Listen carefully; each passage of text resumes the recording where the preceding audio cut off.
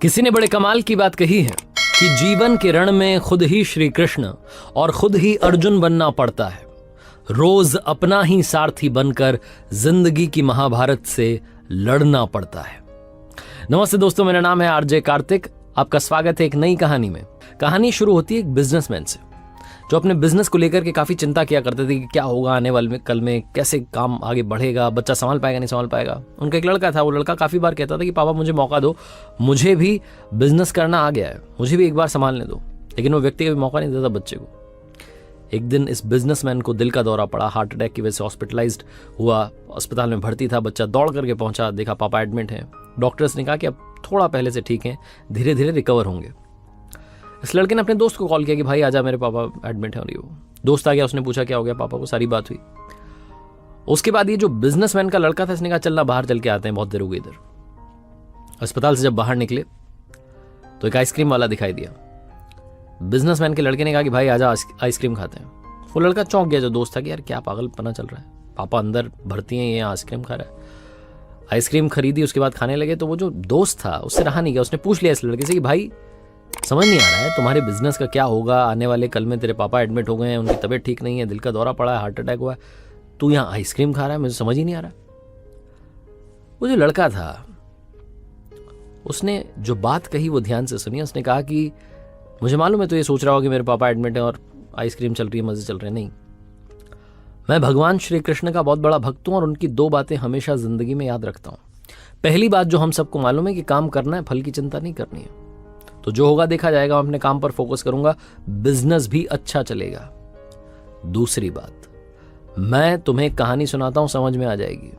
भगवान श्री कृष्ण की जो पत्नी थी मां रुक्मणी, इनका विवाह हुआ तो जो बड़ा बेटा हुआ उसका नाम प्रद्युम्न था। और प्रद्युम्न के जन्म के 10 दिन बाद ही प्रद्युम्न का अपहरण हो गया, छोटे बच्चे का। मां रुक्मणी नाराज रहने लगी, उदास रहने लगी कि क्या हो गया है। भगवान श्री कृष्ण कहते थे कि चिंता मत करो, प्रद्युम्न ठीक होगा, जहां भी होगा, तुम स्वस्थ रहा करो, मस्त रहा करो। लेकिन इसी चिंता में रुक्मणी जी के साल बीतते गए। 18 साल के बाद में प्रद्युम्न की वापसी हुई और जब प्रद्युम्न द्वारका वापस आए तो उनके साथ में उनकी पत्नी मायावती थी। समस्या ये थी कि जो मायावती थी उसकी उम्र 20 साल ज्यादा थी प्रद्युम्न से।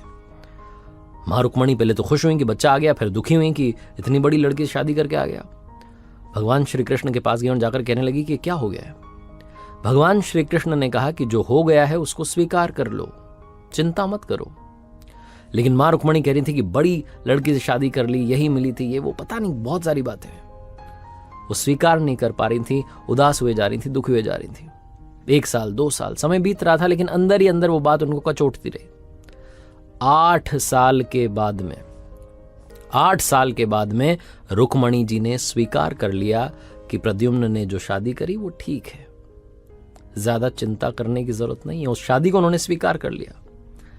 एक तरीके से अपनी जिंदगी के 26 साल उन्होंने उदासी में बिता दिए। ये कहानी खत्म करते हुए लड़का बोला कि भाई मैंने भी जिंदगी में स्वीकार करना सीख लिया है, क्योंकि भगवान श्री कृष्ण कहते हैं कि जो हो रहा है उसको स्वीकार कर लो, जिंदगी अपने आप सहज हो जाएगी। छोटी सी कहानी जो 2 बड़ी बातें सिखाती है, और यही बातें मैं आप तक पहुंचाना चाहता था कि जिंदगी में जो हो रहा है, life goes on, so just keep going. जिंदगी चलती चली जाती है, आप भी चलते रहिए। जो होगा अच्छा होगा, अच्छे के लिए होगा। एक बार फिर से कहना चाहता हूं, ऊपर वाले के आशीर्वाद के साथ, अपने सच्चे प्यार के साथ, अपनों के प्यार के साथ, ऊपर वाले के आशीर्वाद के साथ और अपनी सच्ची मेहनत के साथ कर दिखाओ कुछ ऐसा कि दुनिया करना चाहे आपके जैसा।